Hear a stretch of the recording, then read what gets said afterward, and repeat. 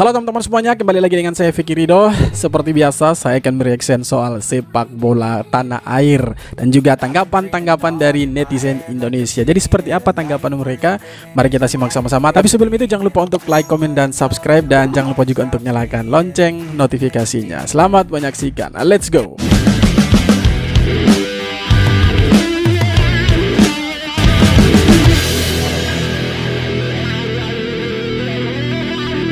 Dari wawancara Erick Thohir dengan Rossi ada 3 fakta menarik yang baru saya ketahui. Yang pertama, ternyata kalau kita protes terhadap keputusan wasit itu harus bayar 5.000 sampai dengan 10.000 dolar. Yang kedua, saya juga baru tahu itu. Erick Thohir itu cengeng karena dia nangis waktu menang lawan Korea dan nangis waktu kalah lawan Guinea. Kemudian fakta yang ketiga adalah ternyata Erick Thohir itu adalah GR-an. Yaitu apa? Ketika dibarengi dengan Presiden FIFA, dia GR bahwasanya Presiden FIFA ingin menunjukkan ke dunia bahwasanya kalau bola itu diurus dengan baik, maka hasilnya akan seperti Indonesia. Dari 3 fakta ini, saya makin yakin dah Erick Thohir memang orang yang tepat untuk sepak bola Indonesia. Udah nggak perlu tuh sama si handuk, si towel, ke laut aja dah. Siapa sih yang tidak kenal Erick Thohir, ya kan? Erick Thohir ini mantan pemilik klub Inter Milan, DC United, ya. Bayangkan teman-teman, bagaimana koneksi dia di Eropa sana begitu. Karena dia itu seorang pengusaha sekaligus pemilik klub, ya, waktu itu sampai tahun 2018 kalau tidak salah. Dan kemudian tidak bisa dipungkiri juga bahwa di bawah kepemimpinannya Erick Thohir, PSSI ini ada kemajuan lah begitu, dimana pemain-pemain diaspora yang didatangkan saat ini itu yang mempunyai kontribusi yang ya cukup signifikan untuk timnas Indonesia. Dan tentunya kita berharap kedepannya timnas Indonesia ini di bawah Pak Erick Thohir dan Coach Sintayong akan semakin maju lagi, dan ketika berhadapan dengan negara-negara besar itu mental anak-anak Indonesia yang bertanding itu tidak down lagi teman-teman. PSSI akhirnya memberikan target baru untuk Coach Sintayong, yaitu tembus 100 besar dunia. Wow, worth it kan? Ayo kita bahas. Sebelum kita bahas, jangan lupa pencet tombol follow dulu guys. Thank you. Ya, jadi Pak Erick Thohir memberikan target besar untuk Coach Sintayong karena kontrak Coach Sintayong udah resmi guys, diperpanjang sampai tahun 2027. Yang artinya Coach Sintayong punya waktu 3 tahun untuk membawa timnas Indonesia tembus ke 100 besar dunia. Dan sebenarnya target yang diberikan oleh PSSI ini sangat realistis guys. Karena ketika pertama kali Coach Sintayong menangani timnas Indonesia, itu peringkat timnas Indonesia ada di 170 dunia guys. Dan sekarang Coach Sintayong berhasil membawa timnas Indonesia ada di peringkat 134. Keren. Prestasi ini bos, prestasi. Naiknya 36 peringkat guys. Yang artinya secara hitung-hitungan itu Coach Sintayong hanya butuh naik 34 peringkat lagi agar timnas Indonesia masuk ke 100 besar dunia. Dan sebenarnya ini momen yang pas guys untuk menaikkan peringkat timnas Indonesia. Karena seperti yang kita tahu, timnas Indonesia akan menjalani laga lanjutan kualifikasi Piala Dunia. Yang artinya kalau timnas Indonesia itu bisa menang melawan Irak dan Filipina, secara hitung-hitungan timnas Indonesia itu mampu naik ke peringkat 127 dunia guys. Jadi kesimpulannya adalah sangat realistis target yang diberikan oleh Pak Erick Thohir ini kepada Coach Sintayong. Jadi menurut kalian gimana guys? Apakah Coach Sintayong mampu membawa timnas Indonesia tembus ke 100 besar dunia atau mungkin bahkan lebih? Coba kalian tulis pendapat kalian di kolom komentar, dan jangan lupa klik tombol follow untuk mendapatkan berita timnas Indonesia lainnya. Memang peringkat FIFA ini sangat penting teman-teman. Kenapa? Kalau peringkat Indonesia tetap berada di 134 ataupun jauh dari 100 besar, maka pemain-pemain yang cukup terkenal yang berdarah Indonesia mungkin tidak akan mau bermain untuk timnas Indonesia teman-teman.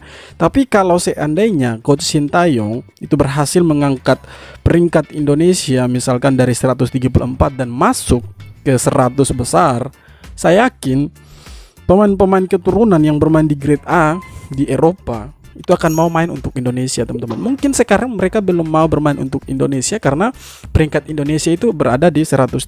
Makanya Coach Sintayong ini diberikan target oleh Pak Erick Thohir supaya mengangkat peringkat Indonesia dengan syarat Indonesia harus menang di semua pertandingan, teman-teman. Ya, walaupun ada realitanya Indonesia harus kalah, teman-teman. Tapi saya yakin Coach Sintayong ini mampu untuk mengangkat peringkat Indonesia, teman-teman. Kita lihat dari tahun 2019 ketika Coach Sintayong datang sampai sekarang, peringkat Indonesia itu naik cukup signifikan dari 170-an sekarang sampai ke 134, dan saya yakin sampai dengan tahun 2027 nanti peringkat Indonesia, ya kalau boleh dibilang dengan keadaan pemain yang sekarang, bisa tembus 103 atau 105 lah ya. Semoga teman-teman, kita doakan yang terbaik ya untuk timnas Indonesia. Target berikutnya apa ya kan? Ya saya bilang ya target berikutnya ya 100 besar. Ya kan saya nggak bisa ngomong di turnamen ini masuk, kan nggak fair juga dong. Ya target besarnya bisa nggak 3 tahun ke depan kita masuk 100 besar, itu dulu. Kan sedangkan 130 berapa.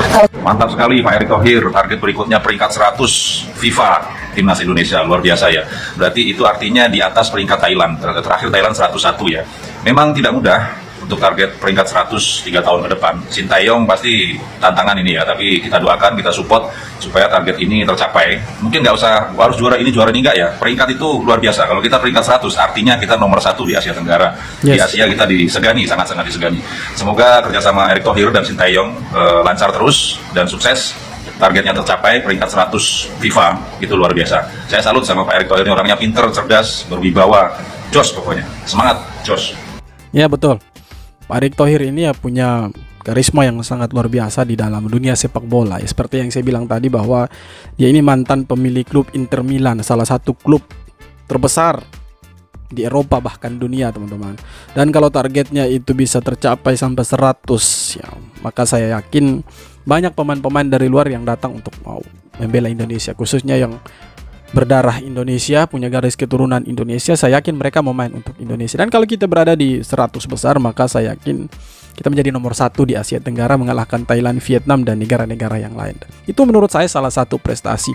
Terlepas Indonesia belum mengangkat piala apapun di bawah Coach Sintayong, tapi menurut saya dengan terangkatnya peringkat Indonesia di FIFA, rank FIFA ini, menurut saya itu salah satu prestasi yang mungkin tidak dilihat oleh para pembenci dari Coach Sintayong. Bagaimana menurut teman-teman? Coach Fahri Husaini bilang semua prestasi Sintayong bersama timnas Indonesia baik di tim senior ataupun U23 itu biasa-biasa aja karena belum juara Piala AFF. Kita tawain aja teman-teman. Wow, lucu kita tertawa kali, saja guys. gitu. Kok bisa-bisanya pelatih yang dulu pas jadi pemain timnas kabur dari TC bicara begini? Dan kok bisa-bisanya pelatih yang pernah bikin Persela Lamongan OTW Liga 3 bicara begini juga? Sintayong memang belum pernah bawa pulang trofi apapun, tapi di saat timnas terperosok jauh sampai kita sebut timnas zaman ke-8 dari edisi Piala Asia Senior 2007 sampai 2020, pelatih lokal kemana aja? Kok nggak bisa meloloskan timnas kita ke Piala Asia? Sejak Piala Asia U23 diadakan tahun 2013, kenapa baru di era Sintayong timnas Indonesia U23 baru bisa lolos, bahkan sekarang sampai ke semifinal dan babak playoff Olimpiade? Sebelum era Sintayong, pelatih lokal kemana aja sih? Ngapain aja? Kok bisa timnas kita sebobro itu cuy? Jadi jangan anggap prestasi pelatih lain itu biasa-biasa aja, kalau prestasi Anda sendiri juga nggak bagus-bagus banget. Ini perjuangan anak bangsa. Masa iya mantan pelatih timnas tapi meremehkan perjuangan timnasnya sendiri? Lagi pula, kenapa harus AFF yang dibanggakan? Apa karena Anda ini udah pernah juara AFF di timnas U16? Jadi AFF adalah patokan kehebatan seorang pelatih. Kalau gitu, gelar juara Piala Dunia Inggris yang cuma 1 kali itu nggak hebat dong, karena Inggris belum pernah menang Piala Eropa. Saya setuju sama statement ini. Menurut saya, Coach Fahri Husaini ini tidak objektif ketika menilai Coach Sintayong. Kalau dia bilang prestasi atau kemenangan yang ada sekarang itu tidak berarti apa-apa atau dia pernah melewatinya, menurut saya, apakah dia pernah untuk membawa peringkat Indonesia itu naik dari 170-an ke 134 dan posisi sekarang ini? Apakah dia pernah membawa timnas Indonesia sejauh itu? Terlepas dari piala yang dia dapat di U16 ya, piala AFF, menurut saya itu hanya piala AFF. Apakah dia pernah membawa timnas Indonesia senior atau U23 masuk ke semifinal Piala Asia? Kan tidak juga. Atau pernah membawa timnas senior ke 8 besar atau 16 besar Piala Asia? Kan tidak pernah juga. Jadi menurut saya, kalau orang seperti ini berani berkomentar miring terhadap Coach Sintayong, Menurut saya dia punya tujuan tertentu dan punya target tertentu di dalam timnas Indonesia. Ya kira-kira seperti itu teman-teman. Ya bebas dong kita berpendapat. Toh narasinya dia saja seperti itu. Ya bebas kita sebagai masyarakat juga menilai dia. Mungkin dia punya tujuan dan niat lain sehingga dia berkomentar seperti itu kepada Coach Sintayong yang kalau kita lihat punya andil besar di dalam timnas Indonesia. Lagu lama kaset rusak di persepak bola Indonesia, apakah itu? Mari kita bahas. Yes, bener banget. Lagi-lagi klub menolak panggilan atas pemainnya untuk ajang internasional yang dimana yaitu adalah Piala Asia U23 yang akan dilakukan di Qatar lagi kalau nggak salah. Itu bulan-bulan Maret deh kalau nggak salah. Nah, dua tim Liga Indonesia, Persija dan juga Borneo, menolak melepas pemainnya ke TC Timnas U23. Menurut gue mungkin ini bukan lebih menolak lebih ke TC-nya ya. Mungkin kalau ikut tuh ya nggak apa-apa, tapi pemanggilannya waktunya yang tepat lah. Jangan di saat momen-momen krusial atau pertandingan-pertandingan yang penting gitu, ya nggak sih? Nah, sebenarnya permasalahan ini tuh kayak kaset lama, lagu lama kaset rusak gitu loh di persepak bola Indonesia. Karena gue manusiawi ya, sebagai klub ya gue juga ngerasa rugi lah. Karena gue bayar gajinya full, tapi kok dia mainnya nggak full di gue gitu loh. Kasarnya kan kayak ada something wrong gitu loh menurut gue kayak. Yang dimana di sini pihak klub juga merasa dirugikan dan berhak untuk melarang menurut gue ya. Tapi satu sisi pemain juga pengen ngebela timnas di ajang internasional. Itu sebenarnya jadi dilema. Coba menurut kalian win-win solusinya kayak gimana yang terbaik agar tidak terulang lagi ke depannya? Coba komen di samping. Let's go follow gue buat ikutin berita bola mancanegara. Nah ini yang sekarang menjadi persoalan juga teman. Tetapi kalau yang saya dengar dari Pak Erik bilang bahwa kalau pemain mereka itu dipanggil untuk membela timnas, wajib hukumnya klub sepak bola di Indonesia itu melepas pemain, tidak boleh ditahan begitu. Dan kemarin kalau kita lihat ada dua klub yang tahan pemain yang tidak mau melepas lah pemain mereka untuk TC dan ikut seleksi pemain timnas. Itu Pak Erik bilang saya gunakan power saya dong, liga saya hentikan dan akhirnya mereka melepas gitu. Dan semoga kedepannya ada ya aturan lah, regulasi lah yang mengatur bahwa setiap pemain itu ya jangan ditahan lah kalau mau dipanggil, kalau mereka itu dipanggil untuk membela timnas, supaya tidak ada benturan-benturan di dalam liga dan antara klub dengan ofisial timnas Indonesia gitu, supaya sama-sama enak lah, supaya sama-sama didukung lah oleh klub, supaya pemain-pemain ini bermain tanpa ada beban ketika mereka kembali ke klub lah. Kira-kira seperti itu teman-teman. Teman-teman, jadi itu dia beberapa video tanggapan dari netizen Indonesia soal persepak bolaan Indonesia. Jadi seperti apa tanggapan kalian? Silahkan tulis di kolom komentar. Dan jangan lupa untuk saksikan Indonesia versus Tanzania nanti. Dan menurut saya ini pertandingan yang cukup penting juga supaya kita bisa melihat bagaimana sih kedalaman skuad timnas Indonesia ini untuk menghadapi Irak dan Filipina nanti, karena dua pertandingan ini pertandingan yang sangat penting. Kalau Indonesia seandainya bisa menang di dua pertandingan ini ya Indonesia boleh dikatakan akan naik peringkat lagi dan bisa kejar target lah dari Pak Erick Thohir ya. Kira-kira seperti itu teman-teman.